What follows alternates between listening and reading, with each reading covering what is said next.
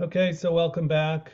We're going to be talking about creating your killer CV. This is for a lot of you, your first ever CV. Nate and some others have already taken the initiative to make a CV. That's great. It's a really important document. It could be intimidating at first. It doesn't need to be intimidating, but it is really important.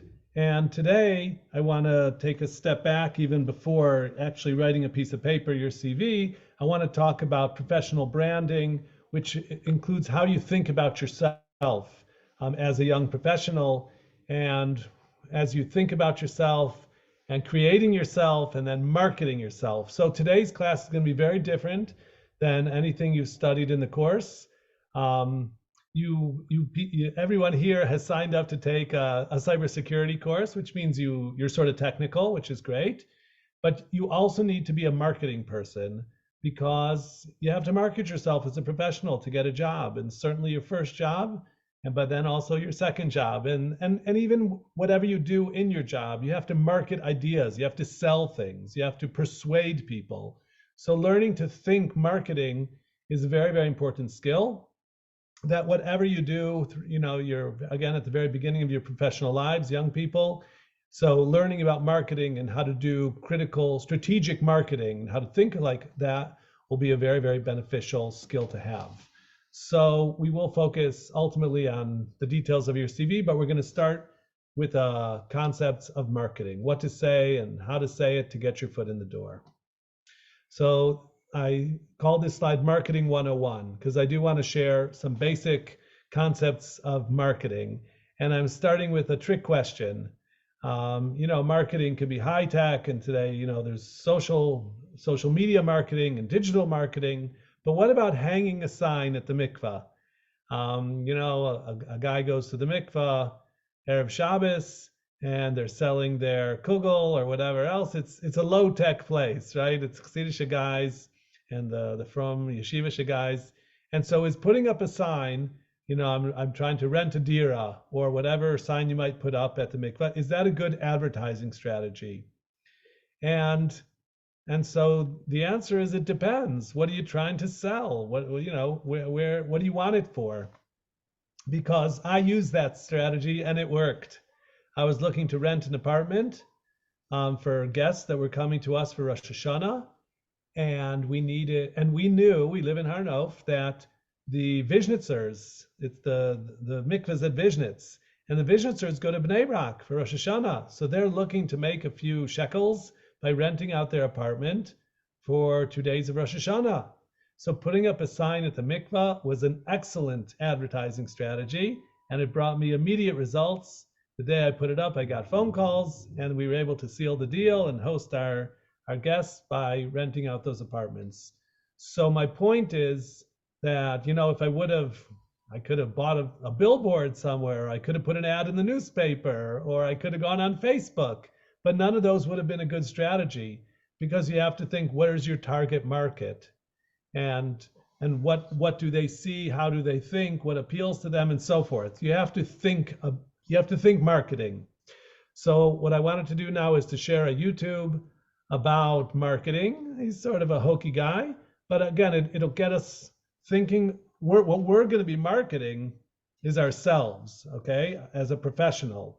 And we're going to be trying to sell our services to a company, meaning to get them to hire us. But that's essentially a marketing deal. And so I want you to begin to develop your marketing skills, your ability to think in a marketing way. So that's why I'm going to take the time to share this YouTube video. So here I go.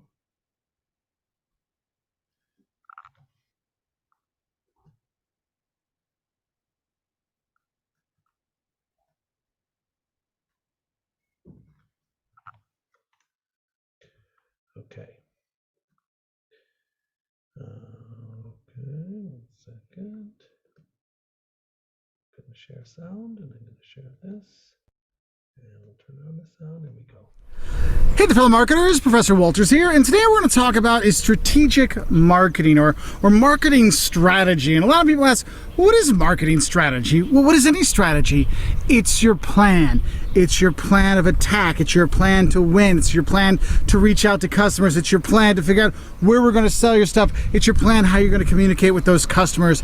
It's us taking that marketing mix and figuring out our plan to succeed. So if we're trying to figure out how we're going to succeed with a product, we're going to try to succeed how to work in a certain niche of an industry, that's our marketing strategy. We're going to figure out how we're going to win in these different areas. And so if we look at it in terms of our product, what's our marketing strategy for our product? We're going to think about what products or services should we offer to our clients that are going to find value, and they're going to find value in it. They're going to buy it, right? We got to think of those things, right? And if we look at it in terms of price, we got to determine the value that target market has about those products, about those services. We have to figure that out. That's going to be part of our strategy. But also, we might want to have a strategy in order to get the value across to them, because they might not realize why our product is going to be perfect for them. Why is it that a burger at McDonald's is $1, but a burger at a bar is like $10? What's the difference? Where's that in there? Like, part of your strategy is going to be explaining why the price is different. What more are you getting out of it? And then if you look at the place side of things, right, your best locations. If I'm coming out with a new computer, do I want to have it at Walmart because it can be in more stores? Or do I want to have it at Best Buy because then it's going to be perceived to be a fancier, more advanced computer because it's at Best Buy versus Walmart? I mean, these are things you're going to be thinking about with your strategy. Where do we release it? For movies, okay, part of our strategy is our release date, right? Are we going to release it at the beginning of the summer so they have all summer to watch it? Or do we do it right before the winter holidays so people can watch it while they're home for the winter holidays? Or do we put it out in a random October because it's a horror movie? These are things you're going to think about. These are things that your marketing team is going to strategize around. And the thing is, you're going to take a lot of things into consideration. Your customers, your competition, the industry in general. We have to think about that, right? And of course, you're going to look at your communication strategy. How are we going to let people know about our new product? How are we going to let them know about our pricing? What's our value? Why we're so great? Why we're so better than everybody else? Or at least better than them, or why they should buy us instead?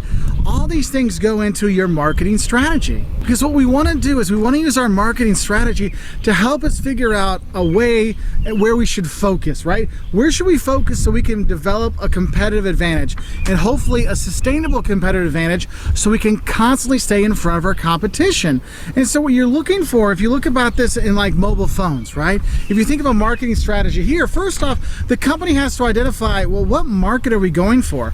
Are you going for the personal phone? Are you going for the business phone? Are you going for the like little kid phone? Are you going for the home phone substitute?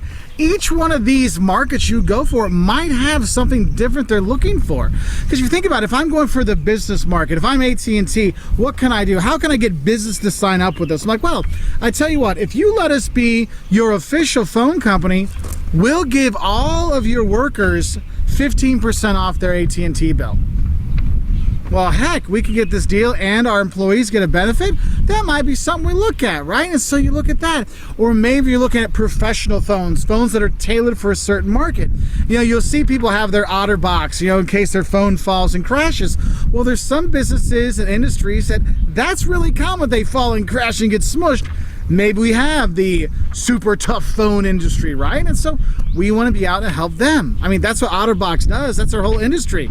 And what we start to do is with our strategy, we start to figure out what's our niche going to be. Back in the day, BlackBerrys were all about, we are the business phone. We've got the actual physical type keyboard kind of thing. We have our own servers. We have our own encryption. We're doing all these things to make it so business can be run safe. And that was their niche. That's what they went for. Everything was about that. But then everybody had smartphones then, and that specialty of them kind of faded away. And so what happens is you have to change your strategy. Look, I mean, Apple with their iPhone came out as, hey, look, we're the MP3 phone camera replacement. They didn't go for the business market right away, but businesses eventually went over to them because they saw, look, we can use Apple. It's fine. The iPhone works just as well. We'll just do that. And BlackBerry needed to change their strategy. Like, look, how do we keep that business core niche, right?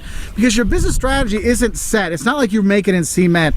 It gives you a rough idea. It's kind of like your GPS. It gives you an idea of how to get there. But along the way, you might have an accident, or there might be, a detour that you have to take, and you got to be ready for that. So when you're developing your marketing strategies, you really have to think is, what happens if my competitors do this? What if our suppliers can't deliver on that? We have to think about those things and put it all together, and that gives us our strategy. Okay, so just think of it. It's your plan of attack to win, whether you look at your marketing mix or product, price, place, promotion, but also the people that are involved, all this kind of stuff, the markets involved. You're taking that all together, and we have a ton of videos on different marketing strategy models from big. Okay, so like I said, that was in a very different place. He was thinking about marketing strategies of mostly products, and we're talking about marketing ourselves, which is a service, an employee. But I wanted to give you the concepts of what to think about, of thinking about, don't take it for granted what you're doing and, oh, I write a CV and I send it to a place. No, start from the very beginning. Who is my customer? My customer are companies that want to hire me as an employer, as an employee. So I'm selling my services. And so I'm going to develop my professional brand that I'm a cybersecurity expert, analyst, junior analyst, whatever, however you decide to develop your branding, to call yourself, but you need to develop that and to build value into your brand. And I have another fascinating video to share with you about branding, but maybe I'll save that for a little bit. And right now I will tell you a few other things. Let me put it back on the screen. Okay. So the objective in our marketing project is to get our first job in the field of IT, cyber, whatever. So the objective I put is pretty obvious. But there's something called positioning. That's a really key word in marketing and in marketing strategy. How are you positioning yourself? Are you the fancy brand? So you're going to make sure you charge a lot of money and use colors in your materials that, emphasize luxury and wealth? Or are you the discount brand? That's very different. And so you're getting the most value for your dollar. What we're going to be about is professionalism, okay, and expertise, because that's what's important in cyber. But still, you have to think about positioning yourself, even as an employee, and where you're coming from and what you're offering. So I just had some sort of somewhat humorous positionings. Years ago, there was an election between Obama, who was a young black guy, and John McCain, who was an old white guy. And so I can't remember how or why I saw something about Saturday Night Live, but John McCain went on Saturday Night Live right before the election, and they made a joke that he was going to position himself as the sad grandpa. He's going to be a sad grandpa, and you should vote for him because he's a sad old man, and you don't want him to be a sad old man, so please vote for him for president. That's like obviously a bad marketing strategy, because you don't want the president to be a sad grandpa. I mean, that may be what Biden is at this point, whatever, not getting into politics. I'm just talking about marketing and positioning. So you don't want to position yourself as a sad grandpa. Another more relevant positioning prospect for us would be a poor avrech, right? And so today we had, Baruch Hashem, an up-and-coming, a very successful avrech, Yitzhak Krushanovsky, but he started as a poor avrech. So you're not going to put on your CV, please hire me because I'm a poor avrech, I have a big family and I've been in kollel all these years and now I can't feed my children, please hire me, okay? Or to say those types of messages in your job interview, that's not going to be good. Or I'm a young woman and my husband's learning in kollel and I want to be mefarnes, a bayit shel Torah, so please hire me. That's a really bad idea in terms of marketing and positioning. You want to position yourself as, I'm an ambitious young professional with excellent skills, and I'm thirsty for learning and for challenges. Those are the kind of positioning you want to use. I'm a soldier, I'm a fighter. I'm ready to lead and take challenges and to win. I'm really focused on success. Things like this. So you have to think about these things. They're not obvious. And so you want to invest thought in them. So now I'm on my bullet called branding. And if I say a brand, most famous brand in the world, I think is Coca-Cola. Okay, we live today, branding is really big. In the video we're about to watch, you can see that branding has almost taken over from religion and from other sources of identity that people used to identify. And we, Baruch Hashem, we still do. We identify as from Eden, and I'm a Beis Yaakov girl, I'm a yeshiva guy, whatever. But in the general world, the secular world, the non-Jewish world, people don't have that. So they actually, and it's sort of pathetic from my perspective, they actually identify themselves as like, I'm an iPhone person, or I'm an Android person, or I'm a Nike person, or an Adidas person, or something like that. The really central role of brands and branding in people's sense of self, in their identity. And I'm going to show you now a really sophisticated scientific experiment that was done on the effects of branding and people's brains. So really, really interesting stuff. Again, it's only tangentially related to our stuff, but creating your own personal brand is really important. So this is called the neuroscience of branding. And let me just make sure that I did the right thing. And sharing the sound. Yes, okay. Here we go, the neuroscience. Coke is just soda, Tylenol just acetaminophen, and Levi's are just jeans. Yet consumers go out of their way to select these specific brands over others. An economist would say, how is this possible that a rational consumer would be willing to pay more for exactly the same thing? We love to think about ourselves as rational. That's not how it works. A very famous study done by colleagues at Duke University had flashed either the Apple logo or the IBM logo to two randomized groups of participants. The study found that after being subliminally exposed to the Apple logo, compared to when you've been exposed to the IBM logo, participants performed better on creative tasks. And the argument is that Apple has been telling you this story over and over again, that Apple is the brand for hip, cool, fun, creative people. This is the true power of brands.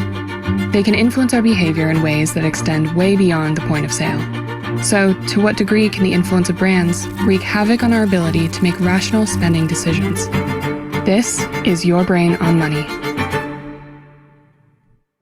This is Americus Reed. He studies identity and marketing at the University of Pennsylvania.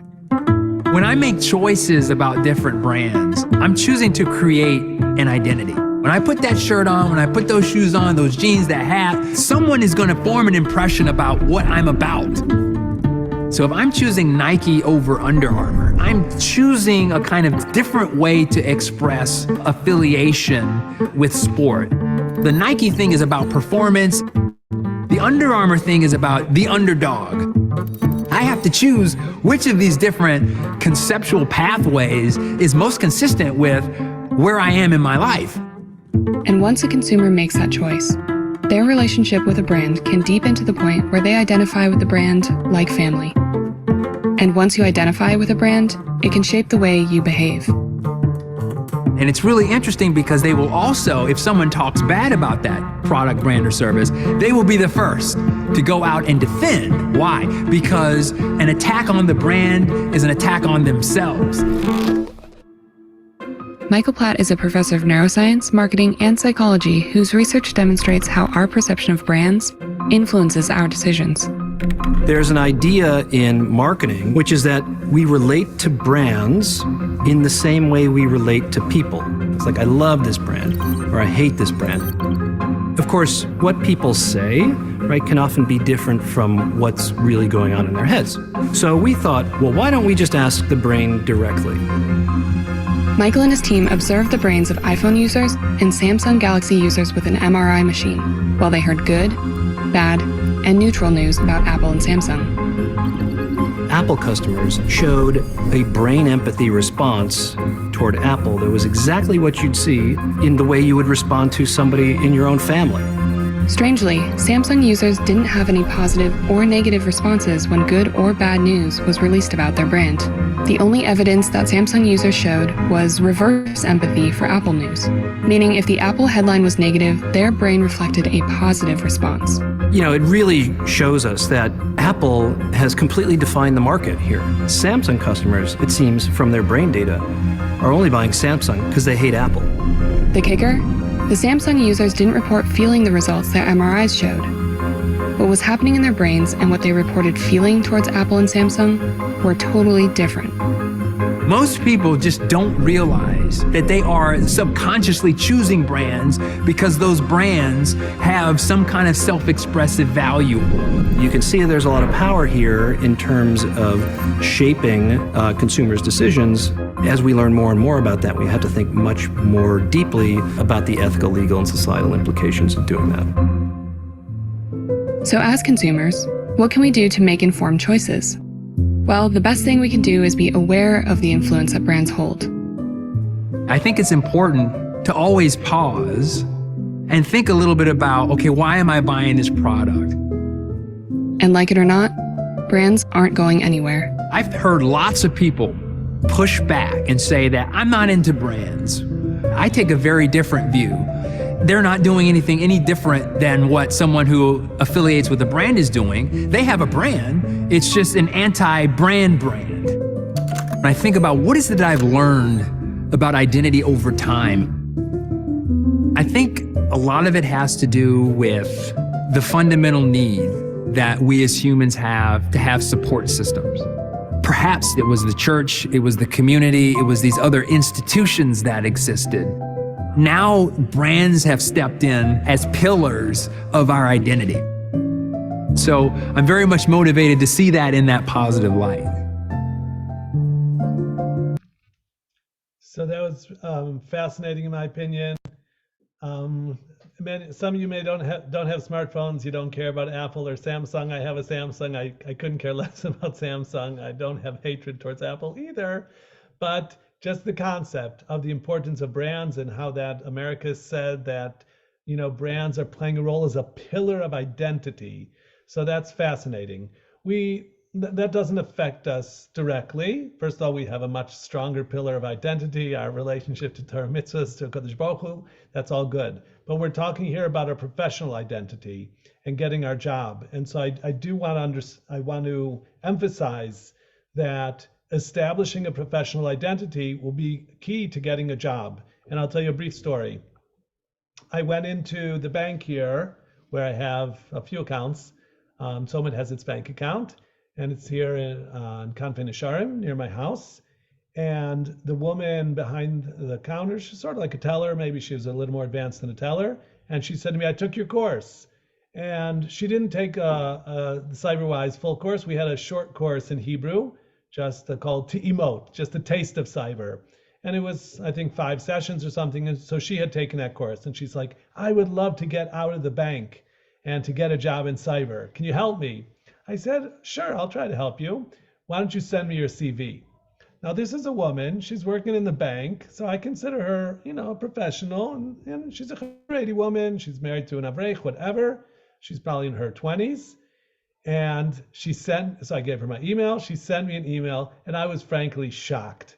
She sent me a piece of paper, just a blank Word document that had like her name without capitalizing her name. Okay, Israelis don't know well when you need to use capital letters. Okay. And she wrote like a few lines and words about what she had done. She went to Beis Yaakov. She worked in the bank. It was pathetic. And if I were an employer, I would immediately dismiss it and throw it in the garbage, delete it, whatever. And it showed she had given this so little thought. She had invested so little in this document that she wasn't a serious professional at all. She doesn't take herself seriously. So why should I take her seriously? She essentially insulted me by sending me such a pathetic document. I don't think you send your homework to Dory in such a way. You know, you you work on it, you invest in it. It should look good besides being full of content. So that's what I mean here by branding, that your professional brand is you're a professional, you're an expert, you are a student, you're a junior, up and coming, whatever you are, but you invest in what you do and it has a professional look and feel to it that's impressive and shows value and thought and consideration and so forth. And if you just send me a piece of garbage, so your brand is garbage, and I'm really not interested in working you whatsoever. I was nice. I went back to her and I told her, that was not good and professional what you sent me. If you want to get a job, you need to invest in marketing and strategic thinking and branding yourself. Send me a much different CV. And one of the things you've learned in this course, and we'll see it more in my presentation today, is that your CV should have some sort of template or format. And they're online. It's not rocket science. I mean, Word has its CV templates, and of course on Google you can get a cybersecurity junior professional template of a CV. So you don't have to reinvent the wheel. These things are available resources for free online. You could, pay a company to write your CV, whatever. You don't need to do that, but you do need to think about it. You need to invest in the process, take it seriously, and think about your professional branding in order to, again, you got to break the ice. You got to get into your first job. So the reason I put this picture here in this slide of this guy, and Yitzhak Krzyzanowski sort of looks like this guy with a big bushy beard. But this picture, I mean, anyway, you're not going to put your picture on your CV. I'm not saying you should.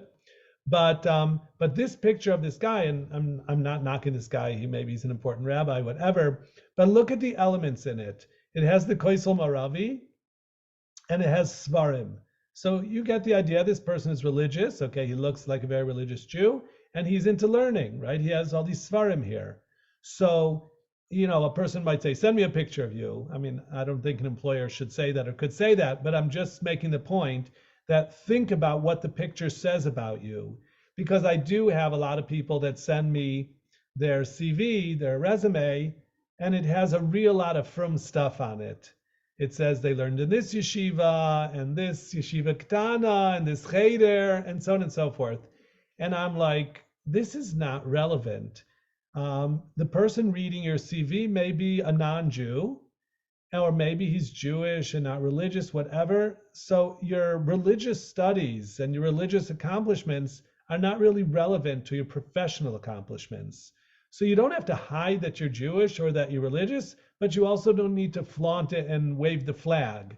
So one of the things I'm going to show you later is I like it if students take out any foreign words, any words that are in sort of Hebrew or Yiddish or whatever.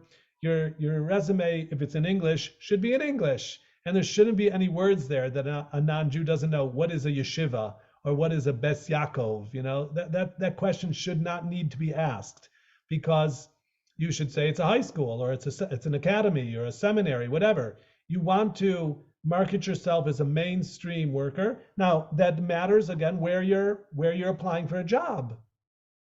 We have relationships with Hamish and from cyber companies where the CEO, speaks Yiddish and it's himself a yeshiva graduate or a Beis Yaakov woman. There are a few companies like that, and that is a decision you might make. That's a marketing decision, that I'm going to start out only working in a from company in a Hamish place. So then that affects the language that you're going to choose and the way you portray yourself on your CV. Whereas if you're going to try to get a job in AT&T or a bank or in the general American marketplace or Israeli, whatever, so then you're going to use different language and different emphasis on your, let's say, cultural breadth, and that you're not a narrow person who only knows the world of Beis Yaakov, but you're a more worldly person. So again, this is all part of strategic marketing. Where are you trying to sell? In this case, where are you trying to get hired? So in terms of branding, it's something to take into account, where our branding is definitely going to have the word professional in it. Professional. We want to be known as a professional. We don't really want to get hired for minimum wage. Our first job, and I'm warning you already, it's hard to get your first job in cyber, and you have to more or less take anything that you get offered.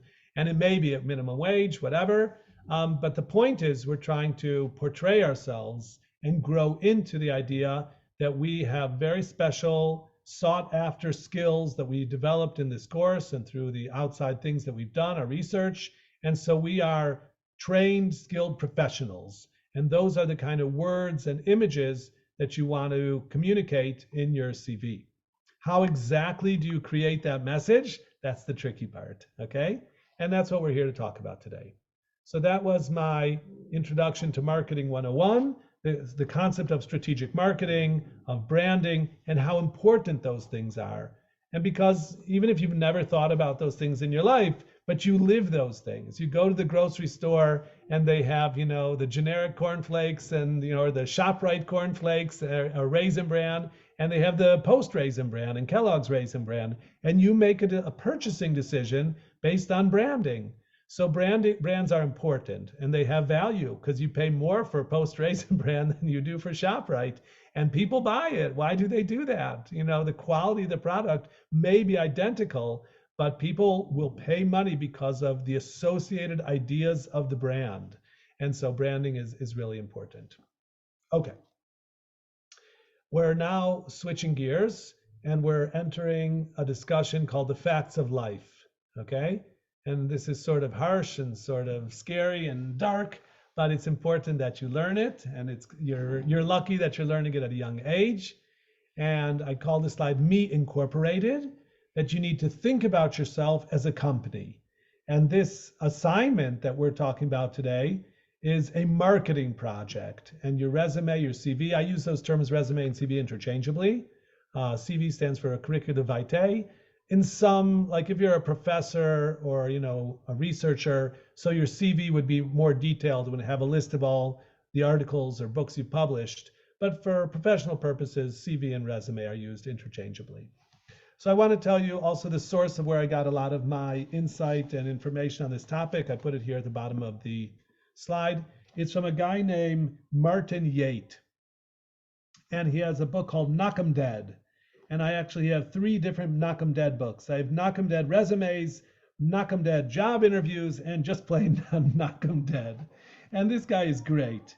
He really went deeply into it. He's a world expert. I'm sure he's a multimillionaire by now. He's sold millions of these books about really taking apart the details of the whole job search and getting hired, this whole process of writing your CV and conducting your job interview. And he took it down to real deep minutiae. And if you do everything right, the way he tells you to, you for sure will get a job. Not right away, but over time. If you do the right things, then good things will happen to you. That's just how it is. And so again, I'm warning you, it's a hard process getting your first job. It doesn't happen necessarily in days or weeks. It could take months or even up to a year. And you gotta be tough. You gotta be a fighter, and you gotta force yourself to do things which are not easy for anybody, which is to put yourself out there and send out your CV and go for a job interview. So it takes a lot of strength. And I'll be honest with you, not everybody has that strength. And there are some people that it doesn't work for them. And so they're weak and they're out looking. So this does take a lot of inner strength. Anybody can do it, but you have to sort of build up your strength in order to rise to the occasion and fight the good fight. So the game, the power is in the hand of the employer. The job market is brutal. It's a tough place. It's a jungle. It's competitive. And it favors the employers because they, on some level, have the money, and you need the money for your family. You're trying to support yourself or your family, your financial future. So you need to get a job, and you're trying to sell your services to this company that will pay you money to support yourself, right? That's the basic outline here. And so you need to see yourself as a company and understand that your CV is your key marketing document. So I briefly shared with you that YouTube video about strategic marketing. You could do more research about a marketing plan, the different elements of a marketing plan, but beginning to think about all these things, we're about halfway through the course. And so you need to begin to think about yourself, not just as a Beis Yaakov girl, your Shiva guy or whatever else, but I am a cybersecurity professional. whether I'm a junior professional, I'm an entry level professional, whatever you want to call yourself. You could go on LinkedIn and Google and so forth. But you do want to begin to develop in your own mind your professional brand of yourself as a cybersecurity expert professional. So the CV is really central to this whole process, and that's what our class is devoted to today. We'll devote a different class to the job interview on a different day.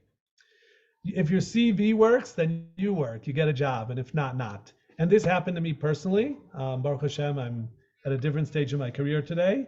We have a company, we have a nonprofit, but there were times when I was still applying for various jobs, and there were definitely times in my life where I applied for a job and I was qualified. I would have been great at the job, but I didn't get it because my CV did not say the right things. And when I look back on it, I feel so stupid. How come I didn't write the right things in my CV? But I didn't. I didn't make the connection that I had to say in the CV the things they were looking for, even though I had them. But I didn't get it. And so I characterized myself in a certain way, and it wasn't what they were looking for. So I didn't get the job, which I know in hindsight was hashkacha, and that was best. But still, it was a failure in terms of process. The process of making my CV, we're going to discuss now. And I'm going to already cut to the chase and tell you what we're doing here is thinking about what are they looking for. Remember, the customer is king, and the employer, the company here, they're the customer, and you are trying to sell to them. So you're the seller and they're the buyer. And they're not going to buy whatever you want to sell. They're going to buy what they want to buy. So find out exactly what they want to buy, which is, a motivated and skilled professional. And you'll hone that, of course, exactly what they're looking for by reading every word in what they publish about it and studying the industry. But you'll figure out what they're looking for, and that is what you'll sell them, okay? You will find that you are that, you have that, and then you will communicate that through your CV. I know what you're looking for, and I am that. So therefore, you should hire me, okay? And if you're not that, well, then why are you applying for the job? So that doesn't make any sense. So forget it. Move on, find something else. So that's going to be the theme of the class today, of penetrating analysis of what they're looking for, and then finding that you have that. Because again, if you don't, forget about it. So if you do have that, and you have to think carefully through everything that you are and everything you've done to show, I know what you're looking for, I have that, and here's proof, and this is why you should hire me, okay? That's the process here. And if you do that effectively, you will get a job, and it works. And I have a bunch of our students that do have really good jobs that they'll say, if you do what Jonathan says, it'll work and you'll get a job. And it sometimes takes, you may have to apply to 10, 20, 50, 100, 200, okay? It's not easy. And a lot of your CVs will get thrown in the garbage. But if you keep doing the right things, sooner or later, it'll come through for you. Okay. Your CV is part of your professional branding, which includes your job search, your interview, and your career management. This is an ongoing thing. The first thing your CV needs to do is to get past the computer, because a lot of times the computer is going to analyze the CVs that come in for a job. Because you have to realize, my daughter's an HR person in a cyber company in Tel Aviv, and anytime she'll put out a position that they're hiring for, they may get 50 or 100 resumes. She's not going to read all those. So the first thing is a computer program will look at it, and the computer program will sort them by keywords that are in the CV that they're looking for. So your CV also has to contain the right keywords that they're looking for. So that's something that you have to weave into it. But then if you're lucky enough and it gets into the hand of the recruiter, they will look at your CV for approximately 5 to 45 seconds. Okay. So this is crazy. Like, this is my life and I'm trying to get a job and I've invested hours into this document. And now someone's going to look at it for 5 to 45 seconds and decide if I get it or not. But that is really how it works. Okay, so it is brutal. But at the end of the day, the world exists. HaKadosh Baruch Hu is Zanu Mefarnes. So people do get jobs, and this is the name of the game. So this is what you got to do. And I myself, when I look at a CV, within 5 to 45 seconds, I can make a decision, go or no go. Certain things catch your eye, and you can really understand a lot about this person in a very short period of time. So you want to keep your CV simple, sharp, and to the point. The person who's hiring you, whether it's an HR person or the CEO of the company, they want to find the right person for the job and get back to work. So you're doing them a favor by being the right person and communicating that you are the right person. So again, it's tough love here. It's not easy, but it is doable. And the encouragement is that people have done it and will continue to do it. Okay, so we're going to spend time now going through more the details of understanding how to create your CV. Here's the basics of your CV. And this is as I explained. Your CV is used to show that you understand what is necessary to succeed in the job for which you're applying. So let's take, a SOC analyst. A SOC, I don't know how much you've learned about the SOC with Dory. It's the Security Operations Center. And that's the blue team, right, where you're defending. And you're going to see all the things, the logs that are coming into the system. And you're going to deal with, events, with security events, and pass them on to, a second tier or third tier or an incident response team. So you're trying to get a job as a tier 1 SOC analyst, right? That would be a good job description as an entry-level position, tier 1 SOC analyst. And so you want to learn all the words associated with a tier 1 SOC analyst. How is a successful tier 1 SOC analyst described? What characteristics do they have? Attention to detail. They can think on their feet. They creative problem solving, et cetera, et cetera. But just those words, anybody could say that about themselves. You're going to need to show that you really are those things and have demonstrated those things. So you want to address these things in your CV. You don't want to be, I'm everything and can do anything. No, you want to be a laser. I know exactly what this job needs, and those are the things that I have. You have to tailor your CV to show you have the necessary skills and understanding for this particular job. So that's part of this process. You're not going to have one CV that you send to 10 companies for 10 different positions.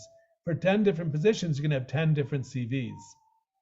And let me just start by saying, I feel uncomfortable with that. How could I have different CVs? I'm only one person. And so I'm never going to tell you to lie. Okay. You should not lie on your CV. You should not say anything not true. It's bad ethics. It's bad business. It's usser. It doesn't work. Okay. You'll probably get caught, and it's not the way to go. But to be creative and to use language creatively and to stretch things and to emphasize things, that is smart and important. And I want to give, a mashal from Moshe Rabbeinu here, that when Moshe Rabbeinu wrote the Sefer Torah, the last day of his life, he wrote 12 or 13, and he gave them to the different Shvatim. So there's Divrei Torah that say that he gave a different Sefer Torah to each Shevet. And it could be different with the Cheseros and the Yoseros, with Yuds and Vavs, whatever.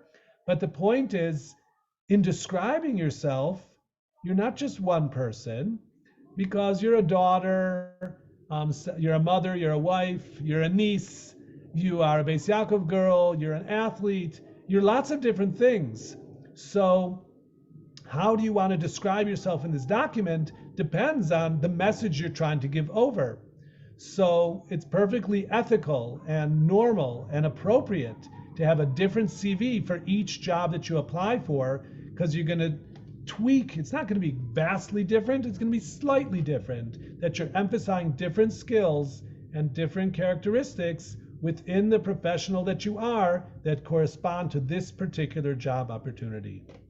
Nate, you raised your hand. Did you want to ask something? Yeah, I'm pretty sure you clarified it, but one more time. So you recommend for every different position, like for say security analyst or like a penetration tester, you make a different resume, or a different company you recommend? Like say for a different company, you make a different resume for each company. So the answer is it depends. you definitely have to look at your CV for each position that you apply for, because it could be, let's say you're applying to be a pen tester in two different companies, but they have within the, let's say, the corporate culture of the companies, there's some differences. So you want to show that you understand that when you're applying for this job in company X, you are emphasizing that you share the values of company X. And when you're applying for the exact same job in company Y, they're more of a family business. So there you want to emphasize that you have family values, because that shows that you get their corporate culture and you'll fit in well with them. So it's not necessarily true that you'll have to change your CV for every single position that you apply for, but it's certainly possible. And it definitely requires of you that for every time you're going to send out your CV, you can't just cut and paste it from your database. You got to open it up and look at it and see, do the words here, when it says what they're looking for, have you used some words that correspond to those? Have you pinpointed your story and your narrative in a way that shows that you understand exactly what they're looking for and you are that candidate? So whether you change it or not, maybe two companies are very similar and it's the exact same position, so you don't need to change it. That's certainly possible. But in greater likelihood, every new opportunity is a little bit different, and therefore your CV should reflect that difference by focusing and tailoring your messaging, the words you use and the story you tell, to this particular opportunity. Okay, so it's challenging. It takes energy, it takes thought, it takes investment. But the people who do it and who do it well, they get the job and they move forward. And the people that are just stom and they just send out a Word file, a little bit black on white, some garbage in, some garbage out. Oh yeah, I studied cyber and I'm a really creative problem solving and a detail oriented person. So that's weak, right? Anybody could say that. So you want to really invest in this process, and we're going to see more how to do that in the coming slides. So Understood. yeah, thank you. Understand what the employer is looking for, what are their priorities. Remember, they're the customer is always right. Then try to tell your own story in a way that shows that you understand his needs and his wants and what he's looking for, because the customer is king. They decide who they're buying from. Okay. What your CV is not. And again, over the years, I've had experience with this, sort of some funny stuff, whether it was in job interviews or CVs. And people sometimes write stupid things in their CV because maybe they're too honest or they just don't get it or whatever. So do not use your CV as narrative therapy to tell your life story in a way which makes you feel good. Okay, that's not what your CV is for.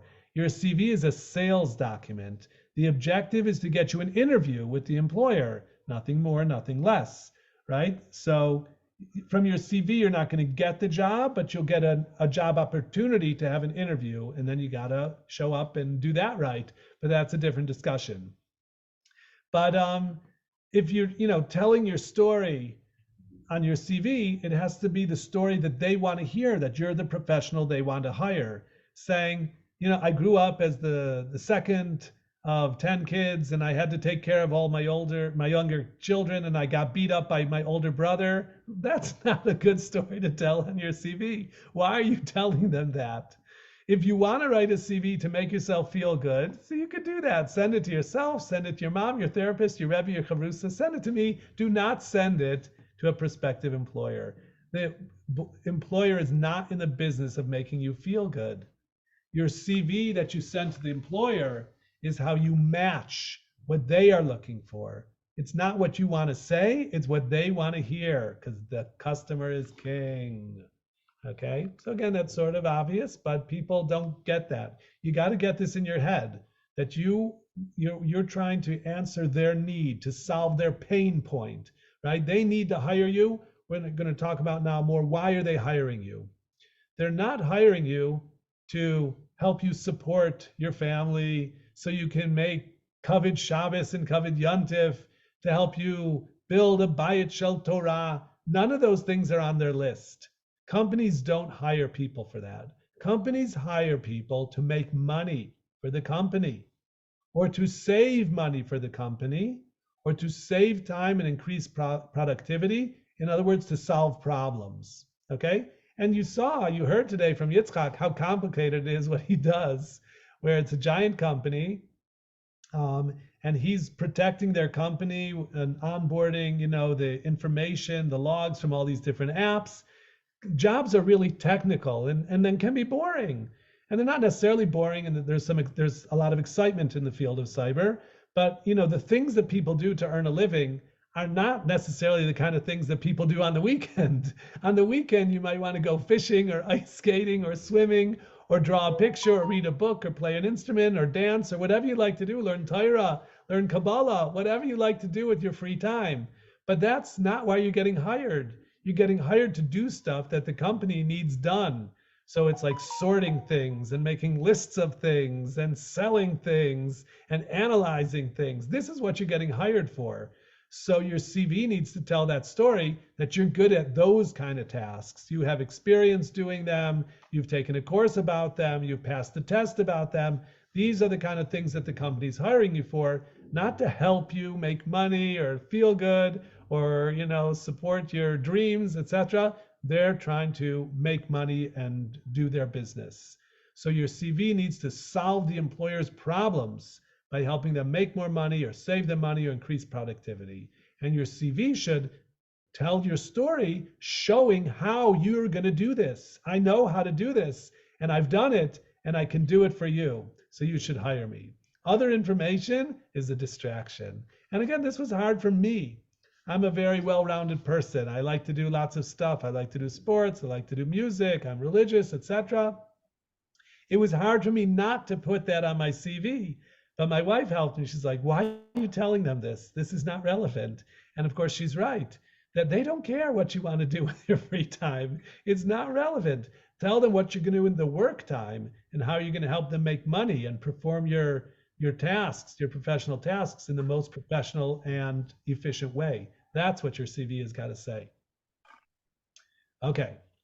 Now here's a concept, again, directly from Mr. Yate, from the Knock 'em Dead series. He has something called the TJD, which is target job deconstruction.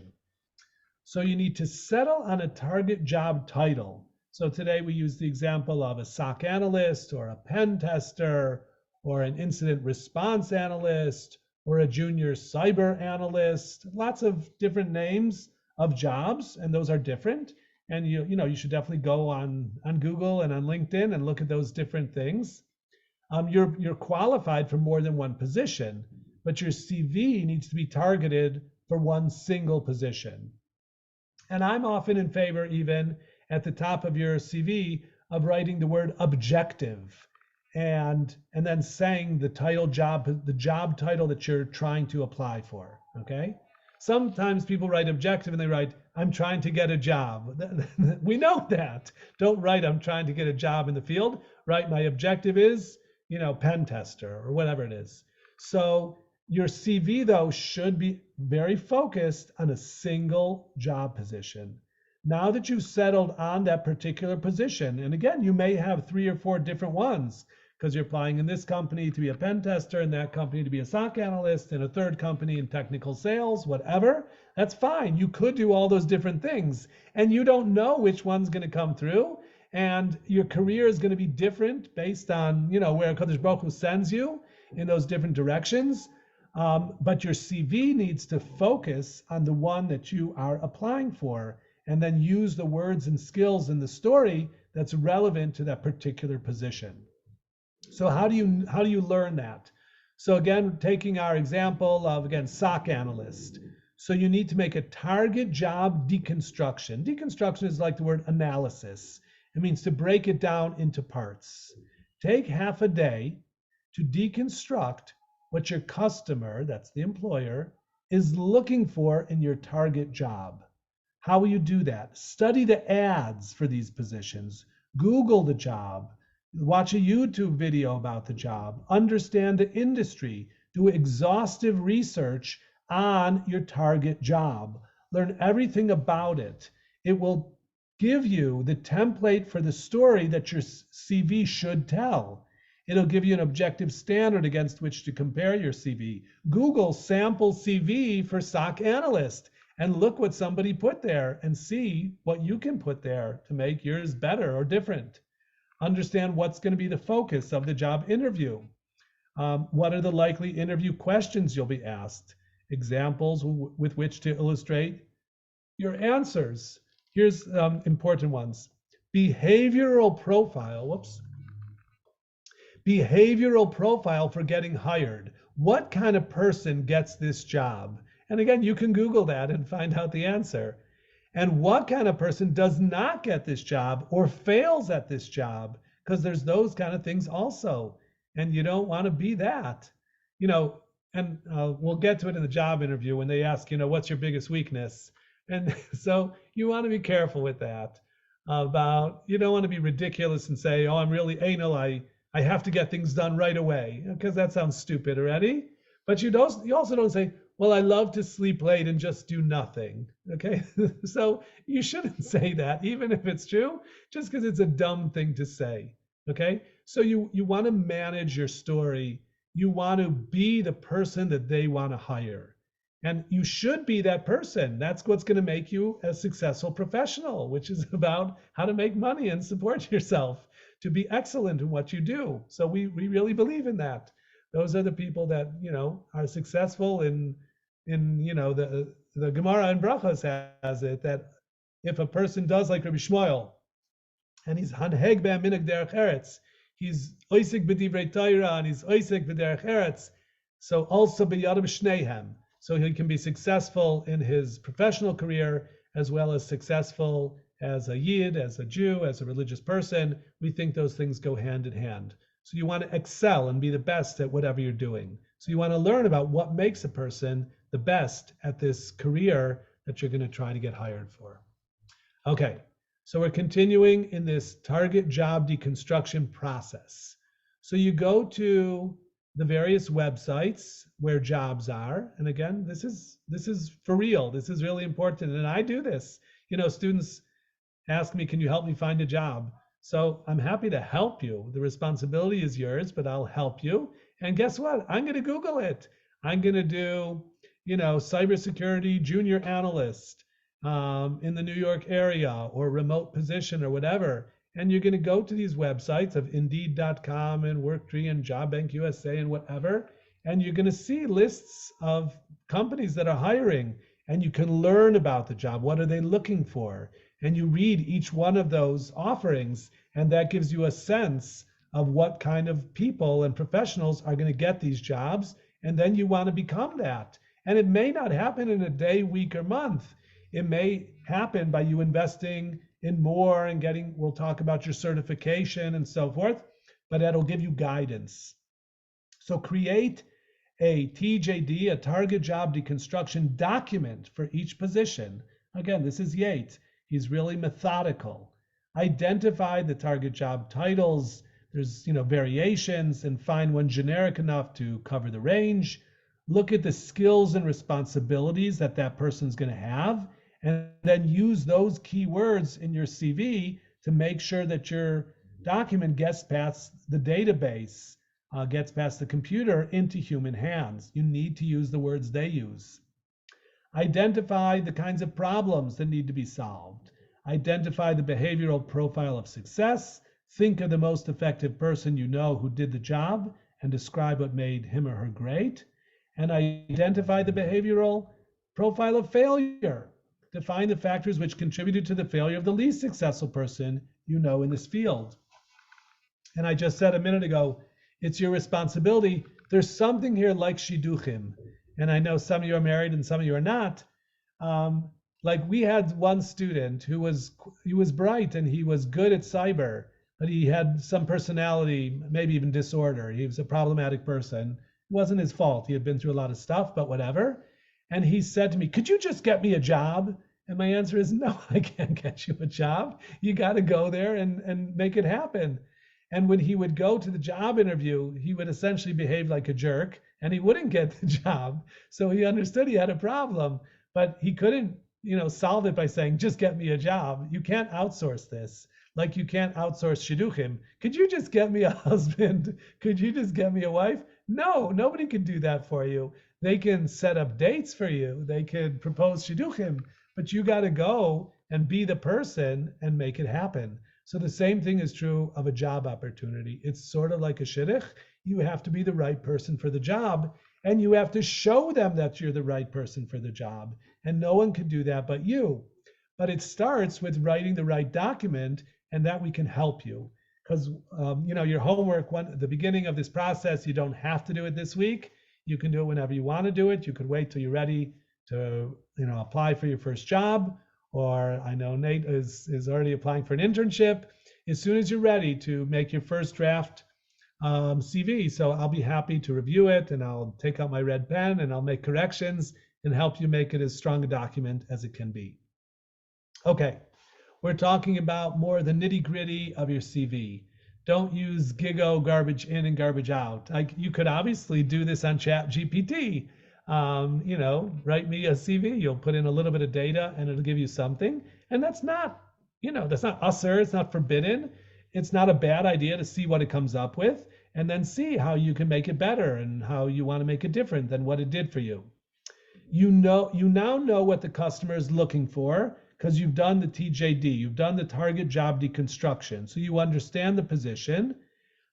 Now look into your own personal history and find those things that they're looking for, okay? So that takes creative thinking. I'll give you an example now.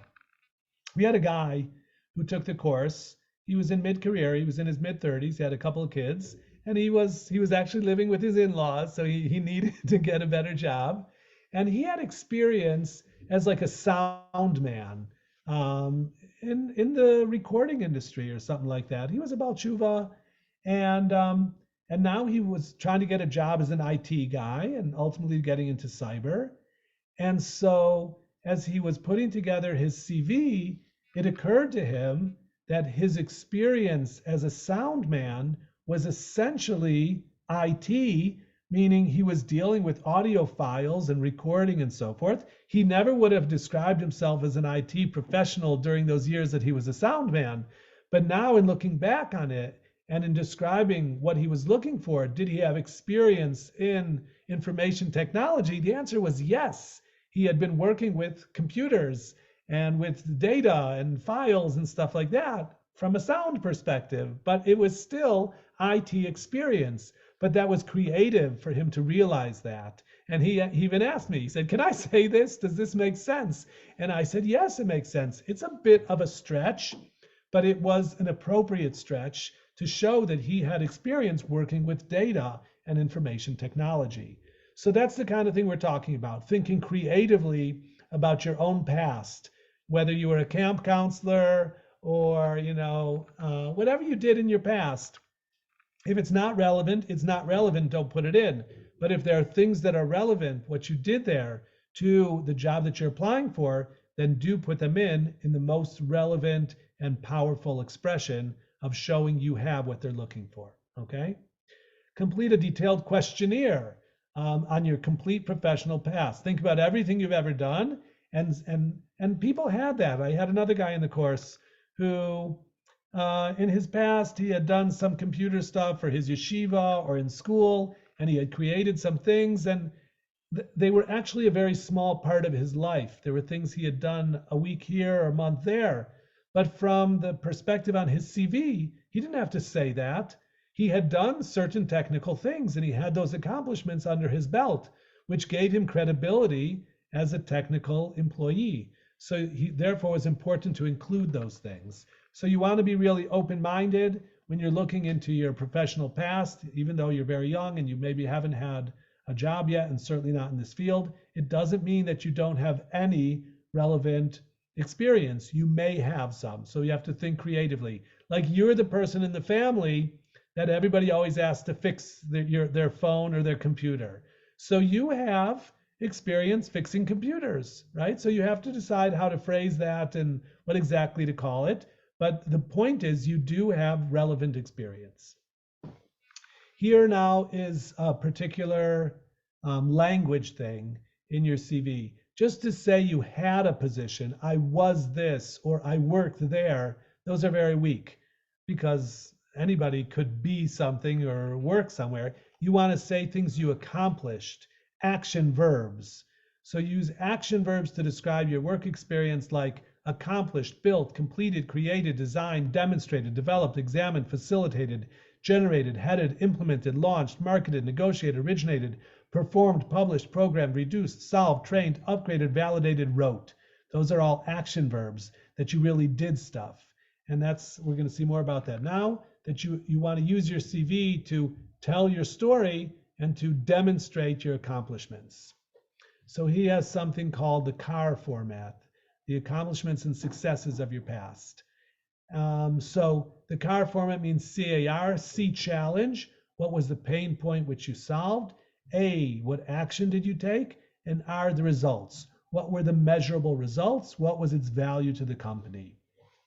So, and I've had this. And sometimes, people, women in their 30s or 40s, or men who have done other things in their past, and they really sold millions of dollars of something, or they really increased the volume by 35%. So numbers like that on a CV are very powerful because they catch the eye that someone's saying something concrete. This is what I did. There was a challenge and I succeeded in overcoming it and producing a win, a success, a measurable, tangible result. So these are, I'll of course share with you my slides. You could read all the things here, but if you saved the company money, how much, what percentage, you generated new business, you created partnerships, you designed systems or procedures, you met a deadline, you brought in a project, you created a program, whatever you did, actual quantitative results and the benefit that your company had from your performance, those are very powerful bullets on your CV.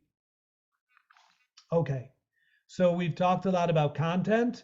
What about format and like template? So again, they're free Word files, and Google also has lots of them. There's no reason for your CV to be totally plain, black on white, Word file, or without any design whatsoever. It doesn't have to be fancy and flowery. You don't need to use a picture of yourself. You're not going to get a job because of its beauty, but it should look professional. Like the concept here, and he's going to say this more in the job interview, is that we as a company, when we put out a document, let's say it's a SOC report or a pen testing report, the document which our company puts out looks professional, okay? So why don't you show me in your CV that you know how to put out a professional level document, a professional looking document. So that's why graphics are important. You don't have to be a graphic designer. It doesn't have to be a work of art, but it should have a professional look and feel, just like the kind of documents that you're going to put out if you work for us. So in America, there's often a cover letter, which is another opportunity for branding and to tell your story very briefly of why you really want this job and you'd be great at it and they should hire you. So your cover letter and your CV should be a graphic success in addition to documenting your professional success. So craft an effective cover letter to introduce your CV. It should match the font, the tone, and the content. And there's also a real lot of information on of course, online. You should Google it. On YouTube, also you could watch about making an effective cover letter. So you'll learn more about that. Your cover letter should briefly state your unique qualification for the position, stating how you fulfill the characteristics which the employer seeks, whether it's how you found them or why you're particularly suited for this job, whatever it is. In Israel, it's less common to need a cover letter. And a lot of times, we'll help you send your CV somewhere. You may not need a cover letter, but it is something that you may need to do, is to develop an effective cover letter, which again, what you need to know about it is all online. So go and learn it. Okay, what does it say here? What your CV needs to do. An effective CV needs to maximize your performance in the databases, meaning the computer analysis, like we said, the keywords that need to be there. It needs to demonstrate your complete grasp of the job's deliverables. You understand what you're going to need to do if you get the job. It needs to create a professional brand for yourself. And we talked today about branding, how Coca-Cola is just brown liquid that's not very appetizing if it's warm. But, Coca-Cola sounds like Coke adds life, right? So they've very successfully branded their stuff. You got to brand yourself. Your CV can help brand you, your job interview further. Your CV needs to showcase your relevant achievements, your attributes, your expertise. And that's something I haven't mentioned yet. I will touch on it a little in coming up soon, is your skills. Considering that you probably have never had job experience in cyber. So what makes me think that you are qualified to get this cyber job?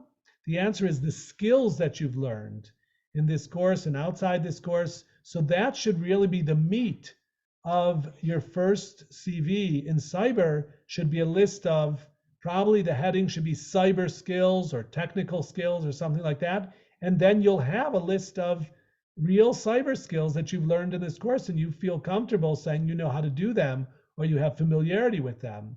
So Nmap and Wireshark and whatever technical things that you're learning how to do, Python programming, whatever it is, that will be really the meat of this CV, your expertise, which in this case are cyber skills. And your CV will minimize weaknesses. Like for a lot of us, we don't have any experience yet in the field, but that's not gonna be, it's not gonna be emphasized because we don't need to put the years, what have I been doing every year since I was born, okay? That's not how your CV, doesn't need to tell your story. This year I took this class, the next year I took a different class, not relevant. If you don't have any work experience to show, so don't put a heading called experience, right? Your headings will be whether it's personal or professional characteristics, professional skills, and the main thing will be your cyber skills, your technical skills. So then you could have a very strong and technical looking document that doesn't show the weakness that you have no experience in this field. But so what? Your CV successfully minimized that weakness. And what we're going to see now is that there's 3 major formats for a CV. It does not need to be chronological. We sometimes have people, I'm not sure if there's anyone in this class who's, let's say, 50, but we've had people in their 40s and 50s take the course, and they're essentially starting a new career in something different than what they've done. Their CV doesn't have to, tell what they've done since they graduated high school or college, because maybe it's not relevant. Maybe they were at home raising their children, and it's a woman coming back to work. Her youngest child is now 10, and she's 45, and she wants to get a job. So I don't need to know stay-at-home mom for 10 years. That's not a good thing to write on the CV. There's not a busha in being a staying-at-home mom, but it's not relevant to your professional CV. So the CV doesn't have to say the years that you were a teacher, the years that you did this, and the years you did that. It has to say what you did and what you know and where you're going. So it doesn't have to be chronological. Let me show you 3 different formats. The chronological format is the most common. It starts with your current job title and responsibilities, and it works back. And it's good for showing growth in a single profession. The weakness, it's not good if you're just out of school, if you're changing careers, or you had long unemployment. Like I said, you're a mom or a Mr. Mom. So you don't need to have a chronological format. A different format, which I suggest probably for most of you, is the functional format. And this focuses on professional skills, on the target job title, on the career summary, the core competencies, any performance highlights. It's free form. It's good for entry-level professionals that don't have much experience, or for experienced professionals changing careers, or someone returning to work after a long absence. It's not as conventional. They may ask you, so what did you do for those 10 years? And you'll say, I was at home with my kids. And that's fine. That's not a busha, but you didn't have to say it on your CV. And of course, the CV could be a combination of chronological and functional. It depends on your situation. Again, like we talked today about strategic thinking and strategic marketing. Who am I sending this to? What are they looking for? How can I tell my story in the most effective way? So going back to keep it simple, 5 steps to a great CV. First draft containing the essentials of your story based on your target job deconstruction. Gradually improving versions, build over a week, adding, subtracting, cutting, moving, pasting. Third draft, integrate your professional brand throughout the CV. Fourth draft, pasting your work into various templates, tweaking as you go. Final draft of formatted resume, grammatical editing and polish. I don't mind. I have worked as a proofreader in publishing for Feldheim years ago. I am a good proofreader. You should get the capitals and the commas and the periods right on your CV. If you get them wrong, I will let you know. I won't penalize you, but definitely do a spell check. Do look it over carefully to make sure that it's, before you send it out, for a job, that there's no mistakes in it, because there shouldn't be mistakes in it. There shouldn't be, typos in a professional document, not in your CV and not in a document that you send out once you work for the company. So that stuff's important. So make sure you give it proper attention. Okay, what to include, what not to include. And this, what goes in and what not. Always include languages that you know.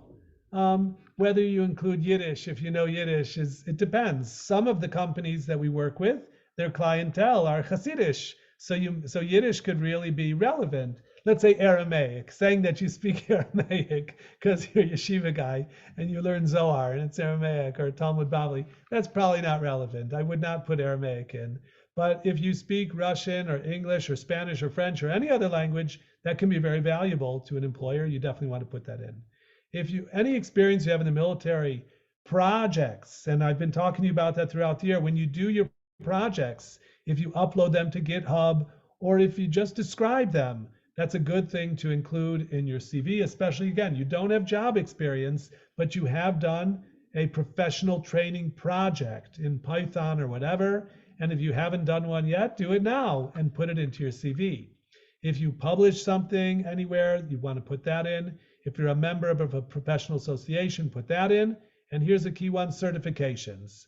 Certifications are a really key thing. I'm going to talk about it in, I think, the next slide. They're really key to showing that you know what you know. So that's definitely, you want to have that in. Don't put in, it doesn't need to be called your CV or your resume.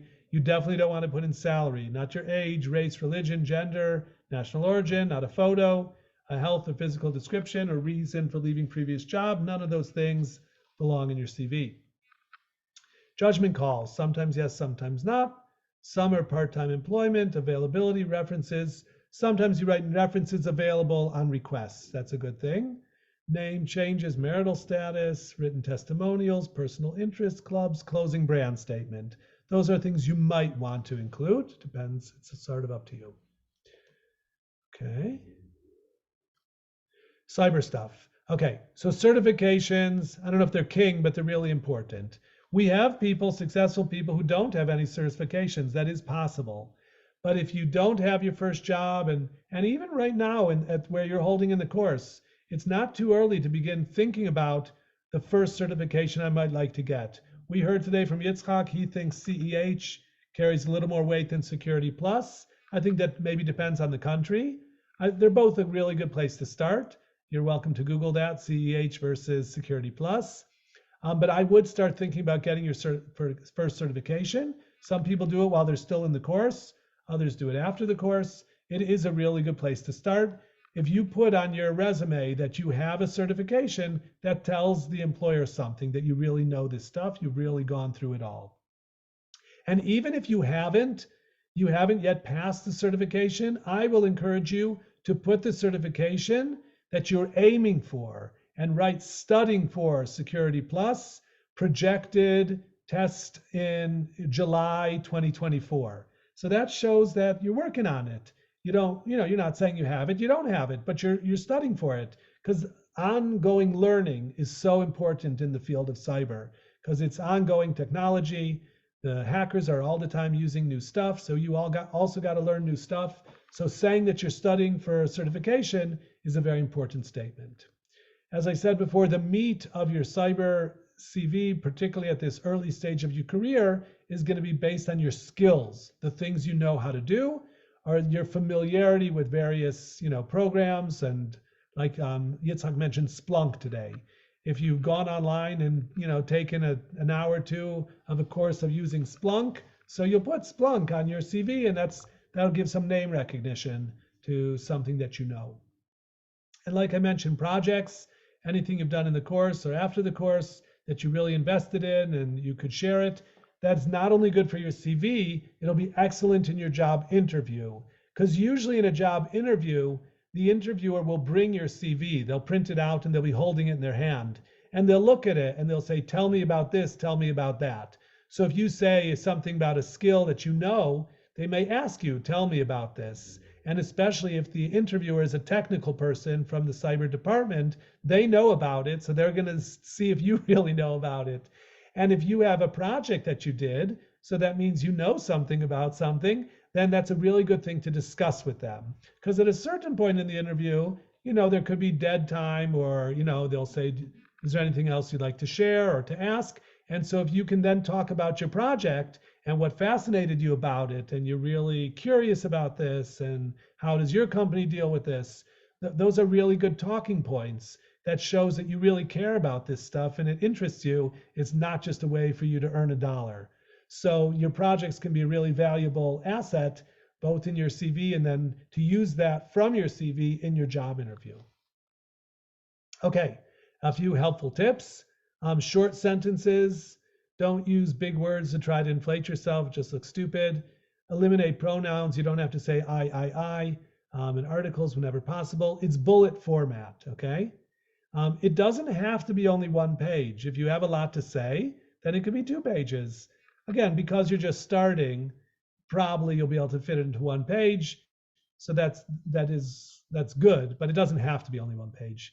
And this I just added today, no foreign words, right? Because again, the person reading your CV may not be Jewish and they don't know what these words mean. Yeshivas Toras Chayim. What does that mean? Bes Yaakov Derech Sarah. What does that mean? They don't know. So this should be changed to, whatever you want to change it to. You could call it YTC Academy, okay? Because besides just the foreign words, I've had this with some of my guys. They were Avrechim, like Yitzhak was an Avrech. So he's learned 5 years in Mir and 5 years in this koilel and this yeshiva and this yeshiva ktana. The person reading the CV gets this feeling of this is a very religious person. And that's okay, but that's not necessarily a strength for this job. So like he said, he hasn't had any problem being a Haredi guy working in an Israeli company, and they're really good to him, and he feels a strong sense of camaraderie and Hamish, and that's all good. But before they know you, there's no reason to cast yourself as a religious fanatic. I'm exaggerating. But there's no reason to overemphasize your religiosity. You are a religious person. That is your persona. But that doesn't mean, that's not your selling point, probably. It could be good in the job interview. They see a religious person. That means you're a person of values, and you're a solid person who's committed to a lifestyle of ethics, and you're not going to steal, and you're not addicted to drugs, and you're about families.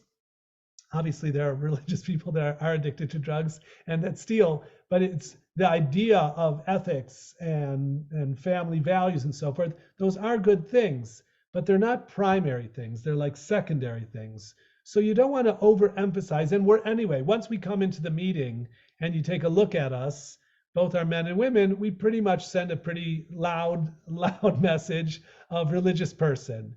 And so you don't want to drown out your professionalism with your religious persona. Your religious persona is valuable, and it shows you're a person with values and beliefs and ethics and so forth. That's all good.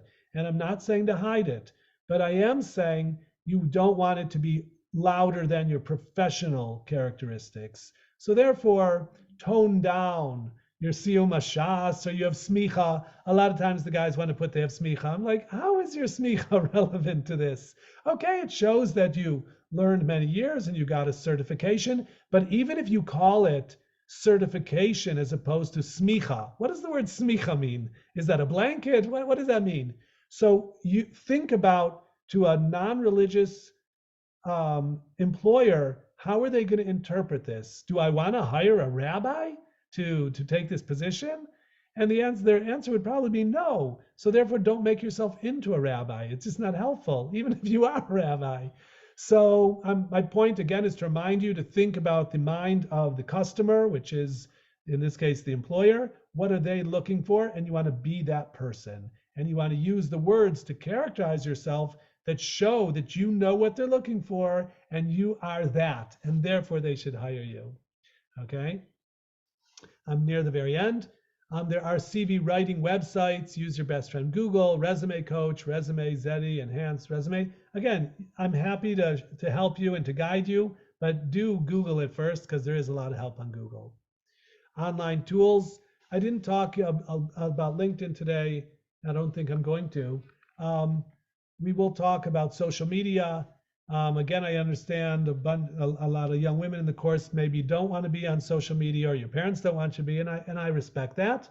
I do think at some point towards the beginning of your professional career, you should be on LinkedIn. I don't think you need to be on Facebook. I'm not commenting on Twitter or TikTok. I think they're totally extraneous. You don't need to be there. But I do believe in LinkedIn. It's a professional place and professionals sort of need to be there. It's a way to find jobs and for people to find out about you. If I would get a CV about somebody, I would look them up on LinkedIn to see what it says there, to make sure it says the same thing on their CV as it says on LinkedIn, to find any differences or distinctions, and to understand more about them. So I do think over the coming months and as you begin to apply for your first position in a cyber company or whatever you're going to do, I think you should, be ready to open your LinkedIn account. I will be happy to be, are they called friends or whatever they're called, connections on LinkedIn. I'll connect with you because you do want to build up. You don't want to have 20 connections. You want to have a few hundred. So you want to ask your parents, if they're on LinkedIn or whatever, to help them introduce you to people. So you have a few hundred connections on LinkedIn. There's groups like Leading Cyber Ladies in Israel. It's a way to get recommendations. LinkedIn is a very valuable tool. You want to always check out the website of the target company to learn about the culture and the jobs and everything going on there. We'll talk about more about that in the job interview. That's part of your research for the interview to learn about the company. Here are some Israeli high-tech sites, Geek Time. Follow the money. Companies who have raised money will be hiring people. Cybermat, these are Israeli companies. Relevant professional forums. As I said, your LinkedIn profile and your CV need to match. That's something always to keep in mind. If you change your CV for a particular job, your LinkedIn profile, it doesn't have to say the exact same thing, but it certainly should not contradict your CV. So you do want to have, a match up there and support. If you've sent your CV, you want to keep track. You want to sort of follow up maybe a few weeks later to ask, did you receive my CV? Are you going to call me in for an interview, whatever? So you would need to mark the process. So you should have a place on your computer where you're, charting. You have this marketing plan of marketing yourself and sending out your CV. There's this woman in Belgium. She's wonderful, Yael Ball, and she said she had the goal to apply for one job a day, which at first thinks, really, is that all? And it turns out that's a lot. To do all the research and to tweak your email, to tweak your CV and to send it out, one a day is really aggressive goal, but a good goal. And she got a job for a great company and has a great job now. She's right now on maternity leave. She'll come back maybe and talk to us in a few months. Anyway, so you got to have a process of sending your CV and then following up on it. Okay, we covered a lot of ground today. You were here. I'll share with you the recording. I'm here to answer questions, whether now or in the future. I thank you for listening. And we're basically done for today. As I said, Adori couldn't be here today, so we'll find a makeup day in the future, whatever. I wish you much bracha v'atzlacha. As I said, whenever you're ready to take a stab at it and to dive in and to write your first CV, I'll be happy to receive it. I won't make fun of it, I promise. I will look at it and give you constructive criticism and feedback on it. So again, we're here to help you and break in, and it's not easy. It takes courage, but you can do it. Okay. Thank you, Dory. Thank you, Mr. Ratner. Have a good one. Whoever I am, thank me. Thank you. Thank Thanks everyone you. for being here. Call too. Have a good week. See you next week.